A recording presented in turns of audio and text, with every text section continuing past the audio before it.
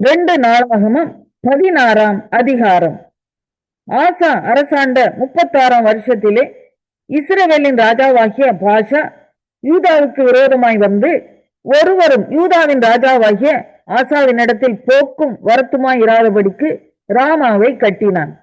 அப்பொழுது ஆசா கர்த்தருடைய ஆலயத்திலும் ராஜாவின் அரமனையிலும் உள்ள பொக்கிஷங்களில் உள்ள வெள்ளியும் பொன்னும் எடுத்து தமஸ்கோவில் வாசம் பண்ணுகிற பெனாதாத் என்னும் சீரியாவின் ராஜாவினிடத்துக்கு அனுப்பி, எனக்கும் உமக்கும் என் தகப்பனுக்கும் உம்முடைய தகப்பனுக்கும் உடன்படிக்கை உண்டே, இதோ வெள்ளியும் பொன்னும் உமக்கு அனுப்பினேன்.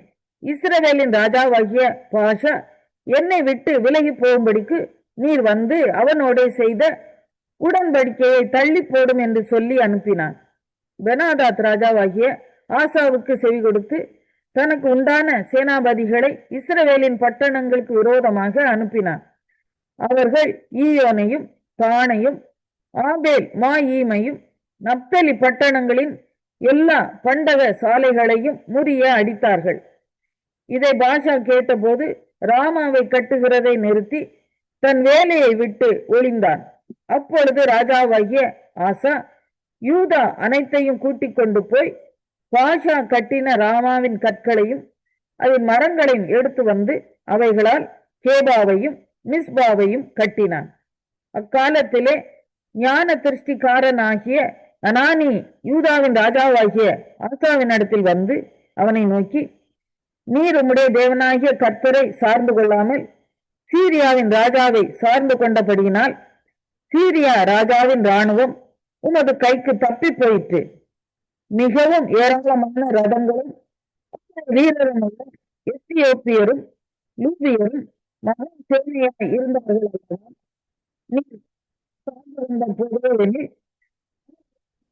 ஒப்புக் கொடுத்தாரே. உம்மை பற்றி உத்தம இருதயத்தோடு இருக்கிறவர்களுக்கு தம்முடைய வல்லமையை விளங்க பண்ணும்படி கர்த்தருடைய கண்கள் பூமி எங்கும் உலாவிக் கொண்டு இருக்கிறது. இந்த விஷயத்தில் மதி இல்லாதவராய் இருந்தீர். ஆகையால் இது முதற்கொண்டு உமக்கு யுத்தங்கள் நேரிடும் என்றான். அதி நிமித்தம் ஆசா ஞான திருஷ்டிக்காரன் மேல் சினந்து கடும் கோபம் கொண்டு அவனை காவலர்கள் வைத்தான்.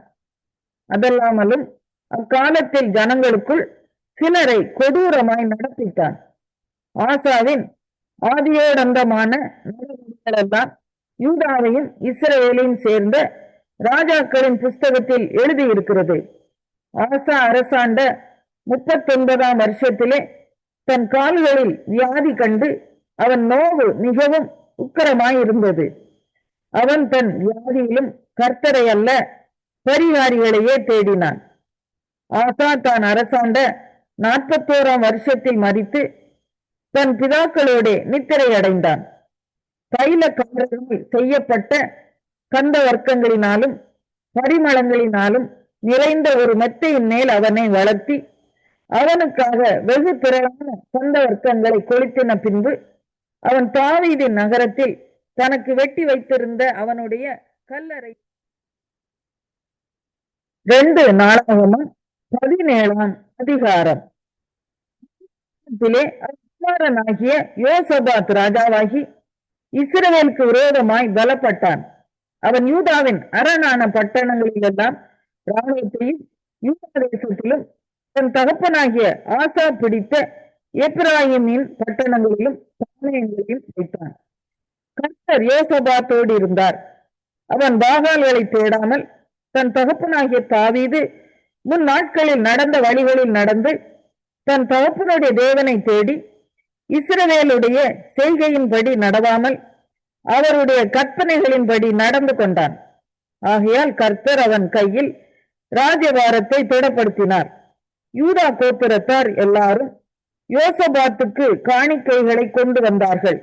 அவனுக்கு ஐஸ்வர்யமும் கனமும் மிகுதியாய் இருந்தது. கர்த்தருடைய வழிகளில் அவன் இருதயம் உற்சாகம் கொண்டது. அவன் மேடைகளையும் விக்கிரக தோப்புகளையும் யூதாவை விட்டு அகற்றினான். அவன் அரசாண்ட 3ஆம் வருஷத்தில் யூதாவின் பட்டணங்களிலே உபதேசம் பண்ணும்படிக்கு அவன் தன் பிரபுக்களாகிய பென்னாயிலையும் ஓதியையும் பகரியாவையும்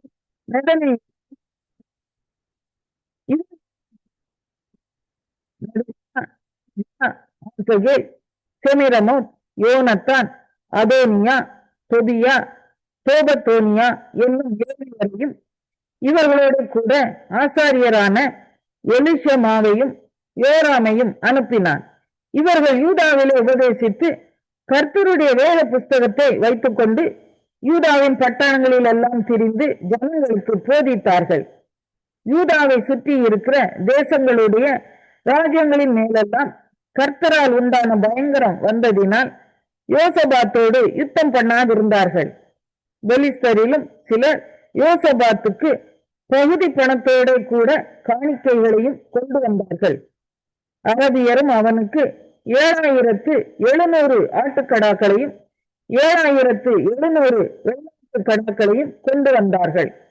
இப்படியே யோசபாத் வர வர மிகவும் பெரியவனாகி யூதாவிலே கோட்டைகளையும் ரஸ்துகளை வைக்கும் பட்டணங்களையும் கட்டினான். யூதாவின் பட்டணங்களில் அவன் பெரிய வேலைகளை நடத்தினான். எருசலேமிலே பராக்கிரமசாலிகளான சேவகர் அவனுக்கு இருந்தார்கள். தங்கள் பிதாக்களுடைய வம்சங்களின்படி அவர்களுடைய லக்கமாவது யூதாவிலே 1000க்கு அதிபதிகளில் அத்னா தலைமையானவன். அவனிடத்திலே பராக்கிரமசாலிகள் 3 லட்சம் பேர் இருந்தார்கள். அவனுக்கு உதவியாக யோகனான் என்னும் சேனாபதி இருந்தான். அவனிடத்திலே 2,80,000 பேர் இருந்தார்கள். அவனுக்கு உதவியாக கர்த்தருக்கு தன்னை உற்சாகமாய் ஒப்பு கொடுத்த சிக்ரியின் குமாரனாகிய அமசியா இருந்தான். அவனிடத்திலே பராக்கிரமசாலிகள் 2 லட்சம் பேர் இருந்தார்கள். பென்யமீனிலே எலியாதா என்னும் பராக்கிரமசாலி இருந்தான். அவனிடத்திலே வில்லும் கேடகமும் பிடிக்கிறவர்கள் 2 லட்சம் பேர் இருந்தார்கள். அவனுக்கு உதவியாக யோசபாத் இருந்தான். அவனிடத்திலே சேவகத்திற்கு ஆயுதபாணிகள் 1,80,000 பேர் இருந்தார்கள். ராஜா யூதா எங்கும் உள்ள அரணான பட்டணங்களில் வைத்தவர்களை தவிர இவர்களே. எசேக்கியேல் 48ஆம் அதிகாரம். கோத்திரங்களின் நாமங்கள் வடமேலை துவக்கி ஆமாத்துக்கு போகிற வழியில்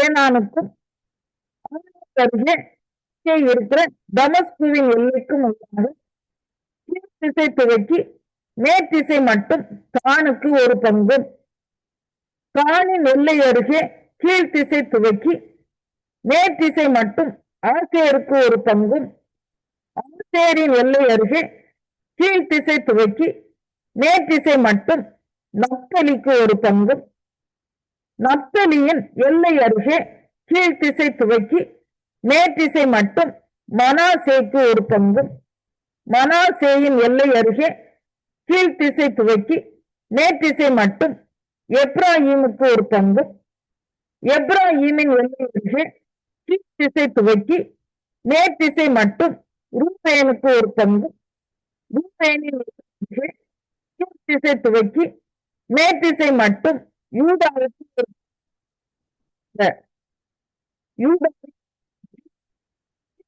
துவக்கி மேற்திசை மட்டும் நீங்கள் அது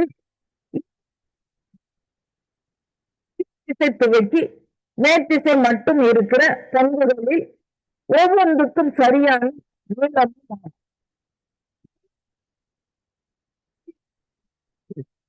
இதுவே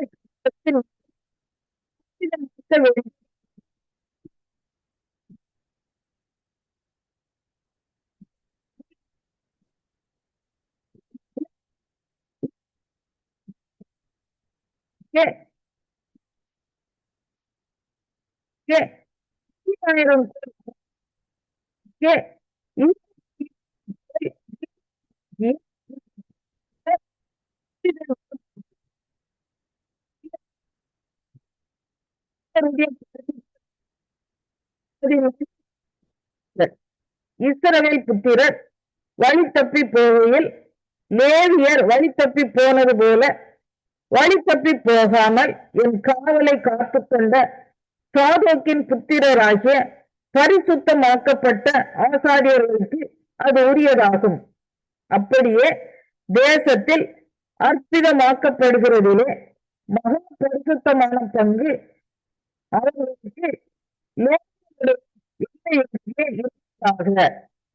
ஆசாரியரின் எல்லைக்கு எதிராக லேவியர் அடையும் பங்கு 25,000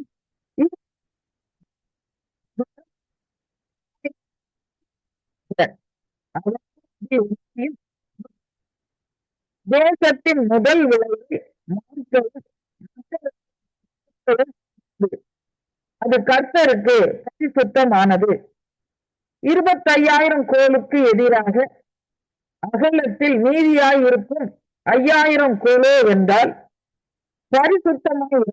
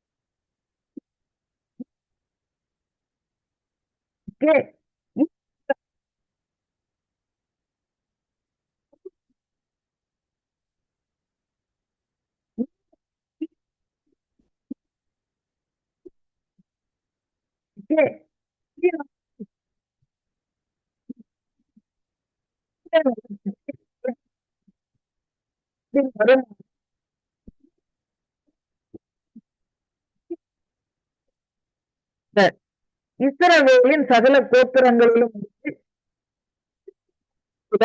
நகரத்திற்காக செய்தார்கள். அற்பித நிலம் அனைத்தும்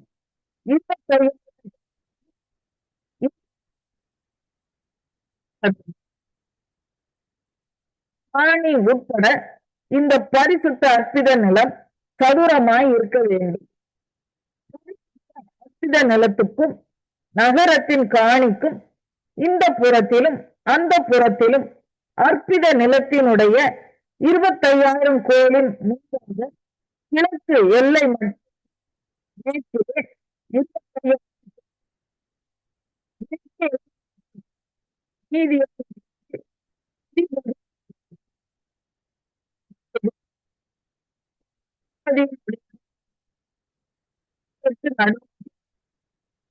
அற்புத நிலம் ஆலயத்தின் பரிசுத்த ஸ்தலமும் இருக்கும்.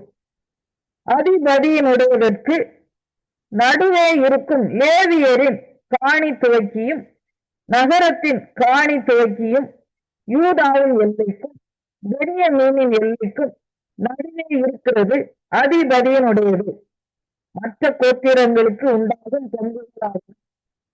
கீழ்த்திசை துவக்கி மேற்றிசை மட்டும் பென்யமீனுக்கு ஒரு பங்கும், பென்யமின் எல்லை அருகே கீழ்த்திசை துவக்கி மேற்றிசை மட்டும் சிமியோனுக்கு ஒரு பங்கும், சிமியோனின் எல்லை அருகே கீழ்த்திசை துவக்கி மேற்றிசை மட்டும் ஈசஷாருக்கு ஒரு பங்கும், ஈசஷாரின் எல்லை அருகே கீழ்த்திசை துவக்கி மேற்றிசை மட்டும் செபுலோனுக்கு ஒரு பங்கும், செபுலோனின் எல்லை அருகே கீழ்த்திசை துவக்கி மேற்றிசை மட்டும் காத்துக்கு ஒரு பங்கும் உண்டாக இருப்பதாக.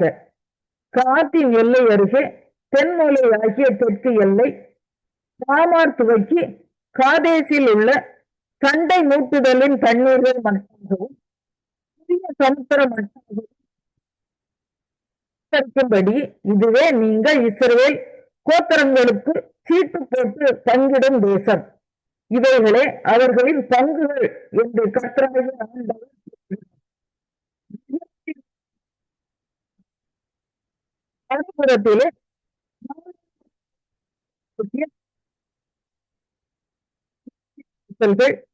இஸ்ரவேல் கோத்திரங்களுடைய நாமங்கள் வடக்கே ரூபனுக்கு ஒரு வாசல், யூதாவுக்கு ஒரு வாசல், லேவிக்கு ஒரு வாசல் ஆக 3 வாசல்கள் இருப்பதாக. கீழ்ப்புறத்திலே 4,500 யோசேப்புக்கு ஒரு வாசல், பென்யமீனுக்கு ஒரு வாசல், தானுக்கு ஒரு வாசல், ஆக 3 வாசல்கள் இருப்பதாக. தென்புறத்திலே 4500 அதில் சிமியோனுக்கு ஒரு வாசல், ஈசசாருக்கு ஒரு வாசல், செபுலோனுக்கு ஒரு வாசல், ஆக 3 வாசல்கள் இருப்பதாக. மேற்புறத்திலே 4 அதில் காத்துக்கு ஒரு வாசல், ஆசேருக்கு ஒரு வாசல், நப்தலிக்கு ஒரு வாசல், ஆக 3 வாசல்கள் இருப்பதாக. சுற்றிலும் அதன் அளவு 15 நகரம். யெகோவா ஷம்மா. யோவான் 17ஆம் அதிகாரம். இயேசு இவைகளை சொன்ன பின்பு தம்முடைய கண்களை வானத்துக்கு ஏறெடுத்து, பிதாவே, வேலை வந்தது, நீருடைய குமாரனுக்கு தந்துள்ள யாவருக்கும் அவர் நித்திய ஜீவனை கொடுக்கும்போது மாம்சமான யாவர் மேலும் நீர் அதற்கு அதிகாரம் கொடுத்தபடியே உங்களுடைய குமாரனை மகிமைப்படுத்தும்படிக்கு நீர் உங்களுடைய குமாரனை மகிமைப்படுத்தும் மெய்தேவனாகிய நீர் இயேசு கிறிஸ்துவையும் அறிவதே நித்திய ஜீவன். பூமியில் நான் உன்னை மகிமைப்படுத்தினேன். நான் செய்யும்படி நீர் எனக்கு நியமித்த கிரியையை செய்து முடித்தேன். பிதாவே, உலகம் உண்டாகிறதற்கு முன்னே உங்களிடத்தில் எனக்கு உண்டாயிருந்த மகிமையினாலே இப்பொழுது நீர் என்னை உம்மிடத்திலே மகிமைப்படுத்தும். நீர் உலகத்தில் தெரிந்தெடுத்து எனக்கு தந்த மனுஷருக்கு உம்முடைய நாமத்தை வெளிப்படுத்தினேன். அவர்கள் உம்முடையவர்களாய் இருந்தார்கள். அவர்கள் எனக்கு தந்தீர். அவர்கள் உம்முடைய வசனத்தை கை கொண்டிருக்கிறார்கள். நீர் எனக்கு தந்தவைகளை எல்லாம் உம்மாலே உண்டாயினவென்று இப்பொழுது அறிந்திருக்கிறார்கள். நீர் எனக்கு கொடுத்த வார்த்தைகளை நான் அவர்களுக்கு கொடுத்தேன். அவர்கள் அவைகளை ஏற்றுக்கொண்டு நான் உம்மிடத்திலிருந்து புறப்பட்டு வந்தேன் என்று நிச்சயமாய் அறிந்து நீர் என்னை அனுப்பி விசுவாசித்திருக்கிறார்கள். நான் அவர்களுக்காக வேண்டிக் கொள்ளுகிறேன். உலகத்துக்காக வேண்டிக் கொள்ளாமல் நீர் எனக்கு தந்தவர்களுக்காக வேண்டிக் கொள்ளுகிறேன். அவர்கள் உம்முடையவர்களாய் இருக்கிறார்களே. என்னுடையவர்கள் யாவும் உம்முடையவர்கள், உம்முடையவர்கள் என்னுடையவர்கள். நான் மகிமைப்பட்டிருக்கிறேன். நான் இனி உலகத்தில் வரேன், இவர்கள் உலகத்தில் இருக்கிறார்கள். நான் உம்மிடத்திற்கு வருகிறேன். பரிசுத்தத்தினாலே நீர் எனக்கு தந்தவர்கள் நம்மை போல ஒன்றாய் இருக்கும்படிக்கு நீர் அவர்களை உம்முடைய நாமத்தினாலே காத்துக்கொள்ளும். நான் அவர்களுடனே கூட உலகத்தில் இருக்கையில் அவர்களை உம்முடைய நாமத்தினாலே காத்துக்கொண்டேன். நீர் எனக்கு தந்தவர்களை காத்துக்கொண்டு வந்தேன். வேதவாக்கியம் நிறைவேறத்தக்கதாக கேட்டின் மகன் கெட்டு போனானே அல்லாமல் அவர்களில் ஒருவரும் கெட்டு போகவில்லை. இப்பொழுது நான் உம்மிடத்திற்கு வருகிறேன். அவர்கள் என் சந்தோஷத்தை நிறைவாய் அடையும்படி உலகத்தில் இருக்கையில் இவைகளை சொல்லுகிறேன். நான் உம்முடைய வார்த்தையை அவர்களுக்கு கொடுப்பேன். நான் உலகத்தான் அல்லாதது போல அவர்களும் உலகத்தார் அல்ல. ஆதலால் உலகம் அவர்களை பகைத்தது. நீர் அவர்களை உலகத்திலிருந்து எடுத்துக் கொள்ளும்படி நான் வேண்டிக் கொள்ளாமல் நீர் அவர்களை தீமை நின்று காக்கும்படி வேண்டிக் கொள்கிறேன். நான் உலகத்தில் அல்லாதது போல அவர்களும் உலகத்தார் அல்ல. சத்தியத்தினாலே அவர்களை பரிசுத்தமாக்கும். உங்களுடைய வசனமே சத்தியம். நீர் என்னை உலகத்தில் அனுப்பினது போல சத்தியத்தினாலே அவர்களுக்காக நான் என்னைத்தானே பரிசுத்தமாக்குகிறேன். நான் இவர்களுக்காக வேண்டிக் கொள்கிறதும் அல்லாமல் இவர்களுடைய வார்த்தையினால் என்னை விசுவாசிக்கிறவர்களுக்காகவும் வேண்டிக் கொள்கிறேன். அவர்கள் எல்லாரும் ஒன்றாக இருக்கவும் நீர் என்னை அனுப்பியதை உலகம் விசுவாசிக்கிறதற்காக நீர் என்னிலேயும் நான் உண்மையிலேயும் இருக்கிறது போல அவர்கள் எல்லாரும் நம்மை ஒன்றாய் இருக்கவும் வேண்டிக் கொள்கிறேன். நாம் ஒன்றாய் இருக்கிறது போல அவர்கள் ஒன்றாய் இருக்கும்படி நீர் எனக்கு தந்த மகிமையை நான் அவர்களுக்கு கொடுத்தேன். ஒருத்தில் அவர்கள் தெரிந்தவர்களாய் இருக்கும்படிக்கும் என்னை நீர் அனுப்பினதையும் நீர் என்னை அன்பாய் இருக்கிறது போல அவர்களையும் அன்பாய் இருக்கிறதையும் உலகம் முடிக்கும். நான்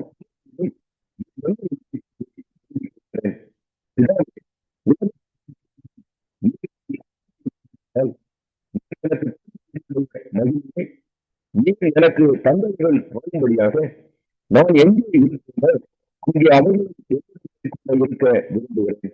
நீர் பிதாவே, உலகம் உன்னை அறிவதில்லை, நான் உன்னை அறிந்திருக்கிறேன். நீங்களை அறிந்ததை இவர்களும் அறிந்திருக்கிறார்கள். நீர் வைத்த அன்பு அவர்களிடத்தில் இருக்கும்படிக்கும் நான் இருக்கும்படிக்கும் உங்களுடைய நாமத்தை அவர்களுக்கு யோவான் 18ஆம் அதிகாரம். இயேசு இவைகளை சொன்ன பின்பு சீஷருடனே கூட கெதரோன் என்னும் ஆற்றுக்கு அப்புறம் போனார். அங்கே ஒரு தோட்டம் இருந்தது. அதில் அவரும் அவருடைய சீஷரும் பிரவேசித்தார்கள். இயேசு தன்னுடைய சீஷருடனே கூட அடிக்கடி அங்கே போயிருந்தபடியினால் அவரை காட்டிக் கொடுக்கிற யூதாசும் அந்த இடத்தை அறிந்திருந்தான். யூதாஸ் போர் செய்தவரின் கூட்டத்தையும் பிரதான ஆசாரியர் பரிசேயர் என்பவர்களால் அனுப்பப்பட்ட ஊழியக்காரரையும் கூட்டிக் கொண்டு கம்பங்களோடும் தீவட்டிகளோடும் ஆயுதங்களோடும் அவ்விடத்திற்கு வந்தான். இயேசு தனக்கு நேரிடப் போகிற எல்லாவற்றையும் அறிந்து எதிர்கொண்டு போய் அவர்களை நோக்கி, யாரை தேடுகிறீர்கள் என்றார். அவருக்கு அவர்கள் பிரதியுத்தரமாக, நசரேயனாகிய இயேசுவை தேடுகிறோம் என்றார்கள். அதற்கு இயேசு, நான் தான் என்றார். அவரை காட்டிக் கொடுத்த யூதாசும் அவர்களுடனே கூட நின்றான். நான் தான் என்று அவர் அவர்களிடத்தில் சொன்னவுடனே அவர்கள் பின்னிட்டு தரையிலே விழுந்தார்கள். அவர் மறுபடியும் அவர்களை நோக்கி, யாரை தேடுகிறீர்கள் என்று கேட்டார். அவர்கள் நசரேயனாகிய இயேசுவை தேடுகிறோம் என்றார்கள். இயேசு பிரதியுத்தரமாக, நான் தான் என்று உங்களுக்கு சொன்னேனே, என்னை தேடுகிறது உண்டானால் இவர்களை போக விடுங்கள் என்றார். நீர் எனக்கு தந்தவர்களில் ஒருவரையும் நான் இழந்து போகவில்லை என்று அவர் சொல்லிய வசனம் நிறைவேறத்தக்கதாக இப்படி நடந்தது. அப்பொழுது சீமோன் பேதுரு தன்னிடத்தில் இருந்த பட்டயத்தை உருவி பிரதான ஆசாரியனுடைய வேலைக்காரனை வலது காதரை வெட்டினான். அந்த வேலைக்காரனுக்கு மல்கூஸ் என்று பெயர். அப்பொழுது இயேசு பேதுருவை நோக்கி, உன் பட்டயத்தை உறவிலே போடு, பிதா எனக்கு கொடுத்த பாத்திரத்தில் நான் பானம் பண்ணாதிருப்பேனோ என்றார். அப்பொழுது போர் செய்தவரும் 1000 போர் செய்தவருக்கு தலைவனும் யூதருடைய ஊழியக்காரரும் இயேசுவை பிடித்து அவரை கட்டி முதலாவது அவரை அண்ணா என்பவரிடத்திற்கு கொண்டு போனார்கள். அவன் அந்த வருஷத்தை பிரதான ஆசாரியனாகிய கால்பாவுக்கு மாமனாயிருந்தான். ஜனங்களுக்காக ஒரே மனுஷன் சாகிறது நலனாய் இருக்கும் என்று யூதருக்கு ஆலோசனை சொன்னவன் இந்த கால்பாவே. சீமோன் பேதுருவும் வேறொரு சீசனும் இயேசுவுக்கு பின் சென்றார்கள். அந்த சீசன் பிரதான ஆசாரியனுக்கு அறிமுகமானவனாய் இருந்ததினால் இயேசுவுடனே கூட பிரதான ஆசாரியனுடைய அரண்மனைக்குள் பிரவேசித்தான். பேதுரு வாசல் அருகே வெளியே நின்றான். அப்போது பிரதான ஆசாரியனுக்கு மற்ற சீசன் வெளியே வந்து வாசல் காக்கிறவர்களுடனே பேசி பேதுருவை உள்ளே அழைத்துக் கொண்டு போனான். அப்போது வாசல் காக்கிற வேலைக்காரி பேதுருவை நோக்கி, நீயும் அந்த மனுஷனுடைய சீசரில் ஒருவன் அல்லவா என்றாள். அவன் நான் அல்ல என்றான். உள்ளே காலமானபடியினால சேவர்கள்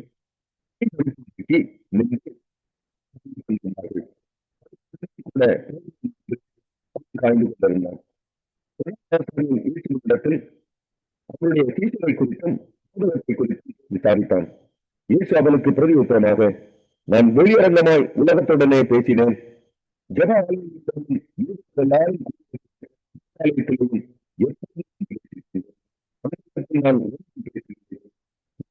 விசாரிக்க வேண்டியது என்ன? நான் சொன்னவைகளை கேட்டவர்களிடத்தில் விசாரணை, நான் பேசினவைகளை அவர்கள் அறிந்திருக்கிறார்களே என்றார். இப்படி அவர் சொன்ன பொழுது சமீபத்தில் நின்ற சேவகரில் ஒருவன், பிரதான ஆசாரியனுக்கு இப்படியா உத்தரவு சொல்லுகிறது என்று இயேசுவை ஒரு அறைந்தான். இயேசு அவனை நோக்கி, நான் தகாத விதமாய் பேசினதுண்டானால் தகாததை ஒட்டி நான் தகுதியாய் பேசினேனேயாகில் என ஏன் அடிக்கிறாய் என்றார். பின்பு அண்ணா என்பவன் பிரதான ஆசாரியனாகிய கால்பாவின் இடத்திற்கு அவரை கட்டுண்டவராக அனுப்பினான். சீமோன் பேதுரு நின்று குளிர் காய்ந்து கொண்டிருந்தான். அப்பொழுது சிலர் அவனை நோக்கி, நீயும் அவனுடைய சீசரில் உண்மையா என்றார்கள். அவன் நான் அல்ல என்று மறுதளித்தான். பிரதான ஆசிரியனுடைய வேலைக்காரர்கள்